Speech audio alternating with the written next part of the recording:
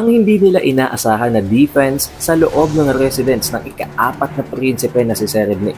Ang paggising na muli ni Kurapika mula sa pag-collapse niya sa previous chapter at ang hindi niya inaasahan na mga nangyari matapos ang kanyang pagkakatulog.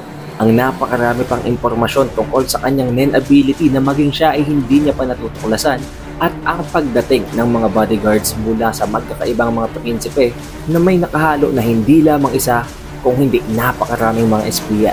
Bago ang lahat, huwag niyo muna kalimutang mag-iwan ng like, mag-subscribe at i-ring na din ang bell button para automatic ma-notify ka agad at hindi ka na maiiwan tuwing magkakaroon tayo ng bagong release na video. Dahil as you know guys, araw-araw na tayo magre-release ng Hunter x Hunter chapter hanggang sa marating na natin ang latest chapters. Pero huwag na nating patagalin pa, let's go! Ang chapter na ito ay pinangalan ng Limits at dito ay makikita natin kung gaano ka-vast at kung gaano talaga kalaki ang Black Whale.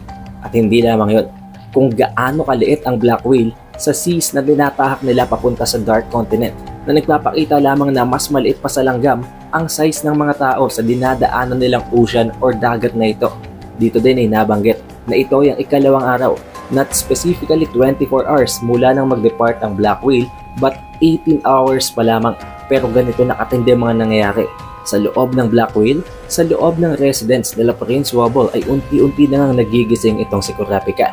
Na kahit na papano ay kinatuwa naman itong si Bill dahil dumating na daw sa punto na almost tatawag na sana siya ng isang doktor para ipatingnan itong si Kurapika dahil hindi niya alam kung magigising pa ba ito. Buti na lamang at nagising na itong si Kurapika, agad siyang bumangon habang tinatanong kay Bill kung anong oras na. Pero sinabihan siya ni Bill na wag daw siyang maingay, wag siyang magsisigaw dahil completely na knockout daw talaga siya, nawalan daw talaga ng malay itong si Kurapika pero walang kahit na sino sa mga bodyguards ang nakakaalam at inaakala nilang maging sa pagkakataong ito ay on duty pa rin itong si Kurapika at binabantayan niya pa rin si Queen Oito at si Prince Wobble. Pero nang dahil na nga sa naka-activate pa rin ang kanyang Emperor Time, nilinaw niya talaga kay Bill kung ilang oras nang nakalipas mula nang siya ay mag-collapse. Nanilinaw naman itong si Bill na 9 hours. 9 na oras nang nakalipas mula nang mag-collapse itong si Kurapika. Nang dahil dito takot na takot at kinabahan talaga si Kurapika. Dahil just think of it, kung sa 3 oras pa nga lang ay namomroblema na si Kurapika, paano pa kaya ang 9 hours na wala naman siya ginagawa pero naka-activate pa rin ang kanyang Emperor Time? Paano nila na-utilize yun? Hindi nila nagamit, nasayang lamang ang kanyang lifespan. Siyempre wala namang alam dito si Bill kaya hindi niya yun magagawa ng paraan. Walang kahit na sino sa squad ni Prince Wobble ang nakakaalam ng tungkol sa cost o para bang kabayaran sa kapalit ng paggamit nitong si Kurapika ng kanyang Scarlet Eyes. Pero dito ay agad din niyang inisip ang kapakanan ni Queen Oito. Tinanong niya kung nasan si Queen Oito at si Prince Wobble kasi nagot naman itong si Bill na actually nag-collapse din daw si Queen Oito the very moment na mag-collapse itong si Kurapika. But since nagising na nga itong si Kurapika, unti-unti na din nagising itong si Queen Oito. Pero dito ay nakita niya na naka-activate pa rin talaga ang Stealth Dolphin. Dito na nagsimulang lalo pang matakot at kabahan itong si Kurapika habang iniisip niya na matapos ang 9 hours na pagkakatulog niya, in total 12 hours nang naka-activate straight ang kanyang Emperor Time. Talagang kabadong-kabado na dito si Kurapika dahil ito pa lamang ang pinakaunang beses na gamitin niya ang kanyang ability for more than an hour. What more pa kaya ngayong 12 hours niya itong ginagamit ng patuloy. Dito din ay tinanong naman agad nitong si Queen Oito kung nasaan daw si Prince Wobble. And of course, hindi naman inalis na Shimano sa kanilang tabi. Nabanggit dito ni Bill na para bang ang napansin daw niya at ang naging analysis niya sa nangyari ay matapos ang patuloy na paggamit nitong si Kurapika ng kanyang ability, dumating sila sa point of failure. At sa point of failure na yon, ang mga nilalang o ang mga individual na shinare niya ng kanyang abilities tulad na lamang ng paglipat nga niya ng host ng paggamit nitong Stealth Dolphin, ang individual na yon na binigyan niya at pinahiram niya ng ability ay nag-share din sa kanya ng toll. Nadadamay din ang individual na yon sa pagbayad ng paggamit ng ability niya, kaya naman matapos nga daw mag-collapse nitong si Kurapika ay nag-collapse din in the very instance itong si Queen Oito. Kahit natakot na takot at kinakabahan na itong si Kurapika, sinusubukan pa rin niyang i-analyze kung ano talaga nangyari.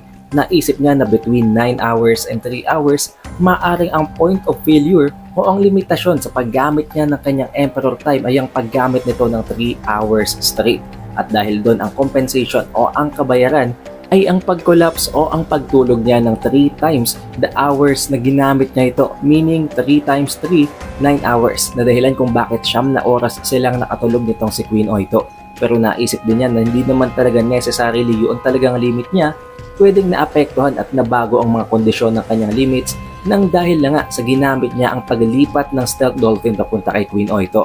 But regardless of that, even up to this point, naka-activate pa rin talaga ang kanyang Scarlet Eyes. Gumagana pa rin ang Emperor Time, which is napakadelikado, napaka-dangerous. Dahil kung matapos nga lang ang 3 oras na patuloy niyang paggamit ng Emperor Time, ay nakatulog na sila ng 9 na oras. Paano pa kaya ngayon na ginagamit niya na ito ng 12 hours straight? Mas mahaba pa sigurado ang magiging kabayaran at hindi niya alam kung ano ang cost na isisingil sa kanya ng kanyang kondisyon ng Nen ability. Hindi lamang yon, napansin din niya na naramdaman niya ang napakatinding pagtibok ng kanyang puso, ang napakatindi at napaka-intense na pain at ang pagring ng kanyang tenga. Maaring yun daw ang warning, ang nagbibigay sa kanya ng babala na nasa limit na siya ng paggamit ng Emperor Time. Sinimulang kausapin nitong si Kurapika si Queen Oito, pero bago pa man lamang makumpleto nitong si Kurapika ang kanyang sasabihin, nag-respond itong si Queen Oito habang sinasabing oo, alam niya na daw ang gagawin. Magsisimula na uli niyang gamitin ang investigation, ang surveillance gamit ang ipis mula sa 12 prints going forward. Sinagot naman itong si Kurapika na actually magbabago sila ng plano dahil hindi niya akalain na ganun katindi ang magiging kabayaran na sisingilin sila ng ganun kalala ng kanyang ability. Yun din daw actually ang reason kung bakit nag-enter silang dalawa ng deep sleep, nang dahil doon magkakaroon ng change in order sa gagawin nilang surveillance. Papalipatin niya ang pagkakasunod-sunod ng pinapagawa niyang investigasyon o pag-i-espiya na ginagawa nitong si Queen Oito gamit ang ipis. At this point, gusto niyang gawin at mag-proceed na agad ang ginagawang surveillance ni Queen Oito papunta sa 4th Prince na si Jared Nick. Pero dito matapos tumingin nitong si Queen Oito kay Kurapika, maging siya ay nagalala habang sinasabing hindi na daw maganda ang itsura at ang kondisyon nitong si Kurapika. Na hindi naman itinanggi nitong si Kurapika, ipinagtapat niya na maging siya, hindi niya alam kung ano na ang nangyayari sa kanyang katawan. Kaya naman yun ang dahilan kung bakit gusto niyang mag-proceed na sila agad kay Prince Jared Nick. At matapos yon, bibigyan niya ng signal itong si Queen Oito para i-deactivate na ang Stealth Dolphin para matigil na ang paghihirap nilang dalawa dahil sa pagsigil ng kanyang Nen ability. Pero dito ay nagsimula ng maghinala itong si Queen Oito na para bang ang inuutos itong si Kurapika ay para na lamang sa kanyang personal na interes. Kaya tinanong niya agad si Kurapika kung ang pinapagawa daw ba nitong si Kurapika sa kanya ngayon ay para lamang sa kanyang personal na benepisyo. Nang dahil doon, hindi lamang itong si Kurapika ang nagulat, kung hindi maging itong si Bill at si Shimano. Kahit pasabihin natin na wala silang kaalam-alam sa balak gawin nitong si Kurapika. Nang dahil doon, sumagot naman si Kurapika kahit pa ang katotohanan ay meron talagang konting personal benefits na pinaplano si Kurapika. Sinabi niya na hindi talaga yun ang purpose. Meron silang specific na strategy. Kailangan dong mag-matter ang existence nitong si Jared Nick. Magiging malaki siyang factor sa gagawin nilang susunod na mga plano and actions. To make it short and simple, sinabi niya na it is for strategic reasons. Inexplain din itong si Kurapika na prior, ang plano talaga nila ay ang i-conduct ang surveillance ng sunod-sunod mula sa pinakabatang prinsipe papunta kay First Prince Benjamin. Balak nilang ipanghuli ang pinakaunang prinsipe dahil alam na nila na marunong gumamit ng Nen ang mga bodyguards nito. And surely, napaka-tight ng defense nito at hindi nila basta-basta yun mapapasok. Kaya pinanghuli nila yon dahil hindi na sila nakakasiguro kung magiging successful ba ang gagawin nilang infiltration na yon. Kung sakali mang masira at mapatay ang ipis, then at least na-survey na nilang iba pang mga prinsipe. In the very least, nagawa nilang matingnan kung gaano ka-tight ang defense ng pinakaunang prinsipe na si Benjamin. As for the second prince naman na si Camilla, the very fact na hindi daw nag-agree itong si Camilla, na hindi na siya pumayag na magpadala pa ng kanyang mga bodyguards o ng kanyang mga personnels dito sa residence ni Prince Wobble para maidamay nga at para mag-attend sa gagawing lecture ni Kurapika sa paggamit ng Nen, nangangahulugan lamang yon na meron ng marunong gumamit ng Nen sa loob ng quarters ni Camilla.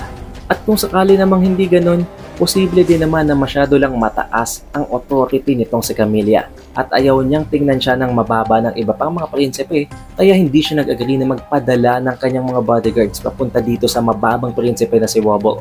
Nanilinaw at kinonfirm naman itong si Shimano na tama daw ang sabi ni Kurapika, precise ang lahat ng kanyang sinabi At totoo din naman na walang kahit na sino ang may authority na mag-express ng opinion kay Camilla kung hindi ang mismong hari lamang na si King Naseby. As for the third prince naman na si Zhang-Lei, meron na silang alliance kaya hindi na nila kailangan pang pagmatyagan si Zhang-Lei. Kaya kailangan talaga nilang i-prioritize ngayon ay ang residents, ang lahat ng impormasyon na may kinalaman kay Serednik. Pero matapos ang mga explanation na yun, hindi pa rin talaga nakumbinse itong si Queen Oito. Kaya napilitan itong si Kurapika na lumuhod sa harap ni Queen Oito habang sinasabi na kailangan daw maintindihan ni Queen Oito na pinaprioritize lang talaga nila ang safety nilang dalawa ni Queen Oito at itong si Prince Wobble. Gusto daw niyang pagtiwalaan siya ni Queen Oito dahil sinasabi lang naman niya ay lahat ng katotohanan. Of course, gagawin talaga to ni Kurapika dahil buhay niya nakataya dito. Hindi din naman siya papayag na sayangin na lamang ang 9 hours na inintay nila habang nakababad siya sa Emperor Prime kung i-deactivate lang pala nila ito nang hindi ginagamit muli. Hindi pa rin talaga nakukumbinse itong si Queen Oito na para bang pinanghihinaan na siya ng loob. Pero bigla siyang tinawag ni Shimano at pinatingin kay Prince Wobble. Nang tignan ni Queen Oito si Prince Wobble, nagising na rin ito at para bang gustong gusto talaga nitong lumapit kay Kurapika. Hindi lamang yon, nagsasalita pa ito. Kaya naman habang pinipilit abutin ni Prince Wobble si Kurapika, inabot naman ni Kurapika ang kanyang kamay at patuloy na nagsalita at nagtatawa-tawa pa itong si Prince Wobble na nagpapakita lamang na napakaamo niya kay Kurapika na para bang gustong gusto niya ito. Nang dahil dito, nang dahil sa para bang nakukuha nga nitong si Kurapika ang tiwala ni Prince Wobble, pinagtiwalaan na lamang din itong si Queen Oito si Kurapika. Ginawa niya na ulit ang kanyang surveillance na tulad ng sinabi ni Kurapika, nag-proceed na siya ngayon papunta sa residence ng ika-4 na prinsipe na si Serednik. Gumamit pa dito ng mapa itong si Queen Oito para siguraduhin na hindi siya maliligaw para maging sigurado na accurate and precise ang mapupuntahan niyang residence. Subalit nang malapit na siya at dapat ay sisilip na lamang siya para ma-infiltrate at makuha niya ng impormasyon sa residence nila Serednik. Nagulat siya nang may naramdaman siyang kakaibang presensya at may nakita siyang vision ng isang babae. Hindi isang normal na babae, kung hindi, ito ay ang itsura, ang facial features ng Nen Beast ni Serednik. Natakot siya, hindi nakagalaw ang ipis. Habang kinakain ng Nen Beast ni Serednik ang ipis na kinokontrol niya. Nang dahil dito napasigaw si Queen Oito ng ubod ng lakas, kaya naman ang lahat ng mga bodyguards ay napilitang bumalik at i-check ang kanyang kalagayan sa loob ng master bedroom. Pagpasok dito ay agad na tinanong nitong si Bobby Mina kung ano nangyari kay Queen Oito. Sinagot naman nitong si Kurapika na nagkakaroon na naman siya ng nightmare, nanaginip na naman siya. Binabangungot na naman daw itong si Queen Oito, kaya huwag na silang magulo. Lumabas na sila ng payapa at bumalik na sila sa kanilang mga stations para makapagpahinga na ng maayos itong si Queen Oito. Pero as you can see guys, sa dami ng napakatinding mga unexpected na pangyayari, unti-unti talagang lumalakas lamang lalo ang suspecha nitong si Bobby Mina. Pero sinunod pa rin niya ang utos nitong si Kurapika. Tinanong naman ni Kurapika kung ano nangyari. Bakit daw bigla na lamang nag-enter ng panic state itong si Queen Oito? Na sinagot naman ni Queen Oito na bigla na lamang daw may nag-appear na mukha ng babae sa passage at hindi niya na naigalaw ang kanyang kinokontrol na bag. Matapos yun ay kinain na din daw ng babaeng yun ang kinokontrol niyang ipis. Dito din ay nabanggit mismo ng stealth dolphin na ang Little Eye ay forcibly deactivated. Na sinabi naman nitong si Queen Oito kay Kurapika na maging ang stealth dolphin ay nagsabi na na-deactivate na yun. Na dahilan kung bakit pina-deactivate na din ni Kurapika ang stealth dolphin kay Queen Oito dahil wala na din naman ang Little Eye na may one use lamang. Agad namang pumasok sa isip nitong si Kurapika na for some reason hindi hinahayaan ng residents ni Prince Serednik na may mag-infiltrate sa kanila at maaring walang iba yon kung hindi ang kanyang sariling Nen Beast na nagpapakita lang din na sa loob ng 9 hours na nakatulog sila at hinayaan niyang mababad ang kanyang sarili sa paggamit ng Emperor Time para magamit lamang ito para mapagmatsagan si Prince Serednik. Nawalan lang yun ang kwenta dahil hindi naman nila nagawa ang kanilang undercover mission. Dito din ay lumambot bigla ang mga tuhod ni Kurapika na para bang bigla na lamang siya matutumba. Hindi din niya ito inaasahan dahil ang iniisip niya matapos niyang maglagay ng mga limitasyon sa kanyang ability kahit papano'y mababawasan ang physical toll ng paggamit ng mga ability na ito sa kanyang katawan. Pero hindi pala yun ang case. Kahit na matapos niyang i-activate ang paggamit ng stealth dolphin na ibinigay niya kay Queen Oito, napakatindi pa rin ang sinisingil na kabayaran nito sa kanyang katawan. Dito din niya naisip na napakadelikado talaga ng ability niya. na para bang isa itong double-edged toxic sword, kaya kailangan niya talagang mag-ingat sa paggamit nito. Tapos ang napakaraming magulong pangyayaring ito nang hingi ng paumanhin itong si Queen Oito kay Kurapika dahil mas pinaiiral daw niya ang galit.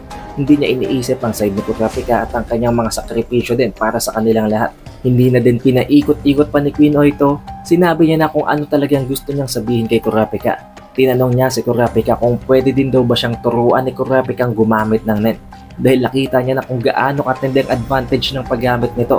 At ayon din daw kay Kurapika, si Kurapika na mismo ang nagsabi na ang knowledge tungkol sa nen ay lubos palalong magpapataas ng kanilang chance of survival. Kaya naman gustong gusto niya talagang matutunan yun para kahit papano magkaroon sila ng laban sa magiging succession war. Hindi rin agad sumagot itong si Kurapika kaya naman ininsist pa nitong si Queen Oito na para lang naman daw talaga kay Prince Bobo kaya gusto niyang matutong gumamit ng net. Nang dahil doon humingi ng paumanhin itong si Kurapika na dahilan kung bakit inisip nitong si Queen Oito na talagang hindi yata papayag si Kurapika na turuan siya. Kaya naman napatanong siya kay Kurapika kung dahil daw ba sa risk, kung dahil daw ba sa mga dangers ng paggamit ng nen ability sa katawan ng user nito kung bakit ayaw niya itong turuan. Subalit iba palang rason kung bakit humihingi ng tawad itong si Kurapika sa kanya. Habang sinasabing hindi daw niya agad nahingi ang permiso nitong si Queen Oito dahil ang effect pala ng pagpapahiram o ng paglipat niya ng host ng Stealth Dolphin ay ang forced awakening ng mga magiging host nito sa paggamit ng nen. Kaya naman ngayon, officially naka-activate, na-awaken at marunong na talagang gumamit ng nen ability itong si Queen Oito. Hindi man dito na-specify kung anong kanyang nen ability, at least na-confirm na meron na talaga siyang kakayahan na gumamit ng nen. Hindi naman nagtagal at sumapit na nga ang umaga. Dumating na ang oras. Ang 9 AM ng itinakdang oras ni Bill sa gagawin niyang lecture nitong si Kurapika sa paggamit ng nen. At nandito na din niya ang mga ipinadalang mga personnels, ang ipinadalang mga individual ng bawat mga pumayag na prinsipe sa kanyang offer. Ang dalawa dito ay nanggaling sa 13th prince na si Marayam, itong si Belerainte at itong si Barrigan. Itong si Barrigan nga pala ay isa sa mga bodyguards na mismong si Queen Sevante ang nag-recruit, at itong si Belerainte naman ay nanggaling sa Hunter Association, isang pro hunter. So most likely, nasa side dito nila Kurapika kahit pasabihin natin na inutusan siya ni Queen Sevante na i-prioritize lamang ang pag-aaral ng nen dahil unang-una sa lahat, pro hunter nga siya, of course, marunong siya gumamit dito ng nen. Para naman sa 11th prince na itong si Fugetsu, ipinadala naman niya ang dalawang non-combatant na mga maids o mga servants, itong sila Diolus at itong si Ilardia, na parehong nagtataka kung bakit sila nandito dahil unang-una sa lahat, hindi naman sila mga combatant nga. The same goes naman para sa 10th prince na itong si Kakcho na nagpadala din ng dalawa sa kanyang mga servants. Itong si Yuri at ito namang si Lovery. Mga non-combatant din, pero ang pinagkaiba lang ng dalawang ito sa dalawang mga servants na ipinadala naman ni Fugetsu ay masaya pa sila. Natuwa pa sila dahil kahit papano nakataka sila sa pangmamaltrato at sa pagiging napakamaldita ni Kakcho. As for the 9th prince naman na itong si Halkenberg, ipinadala niya ang dalawa sa kanyang mga personal bodyguards na itong si Schedule at itong si Yuhirai. Dito pa nga ay makikita natin na para bang may ginawa silang ritual kasama itong si Prince Halkenberg na dahilan kung bakit ang nakita natin para bang golden feather sa kamay niya ay nag-appear din sa kamay ng kanyang mga bodyguards. Dito din ay sinabi ni Halkenberg na gawin nila ang lahat ng pwede nilang gawin, i-disclose nila o i-share nila ang lahat ng pwede nilang i-share na information para matutong gumamit ng net. Dito din ay napansin din talaga ng dalawang ito ang kanilang mga kamay na may nakatusok ng mga feathers na nangangahulugan na hindi lamang itong si Halkenberg na marunong gumamit ng nen ang nakakakita ng mga nag-a-appear na feathers sa kanyang mga kamay. Meaning, isa ito sa mga special effect ng kanyang nen beast na kahit na hindi marunong gumamit ng nen ang kanyang mga kasamahan, pwede niyang i-apply dito ang kanyang nen ability. As for the 8th prince naman na si Sale-Sale, ipinadala niya ang isa sa kanyang mga bodyguards na itong si Mushaho. Si Luzurus na ipinadala naman itong si Satobi na iniisip na para bang minamanipulate at talagang pinapakilo sila ng isa sa mga bodyguards ni Prince Wobble na dahilan kung bakit naisip niya na napakadelikado, napaka-dangerous ng isa sa mga bodyguards na yun na gumagawa ng mga movements. Pagdating naman dito kay Prince Tsubepa, inutusan niya hindi lamang itong si Maor kung hindi ang isa pang bodyguard niya na gawin nila ang lahat ng pwede nilang gawin para makuha itong si Kurapika sa kanilang side. Wala siyang pakialam kung kakailanganin man nilang isama o ikampi din si Prince Wobble at si Queen Oito as long as makuha nila si Kurapika. Nagpapakita lamang ng kung gaano talaga kaimportante si Kurapika sa gaganapin na Succession War.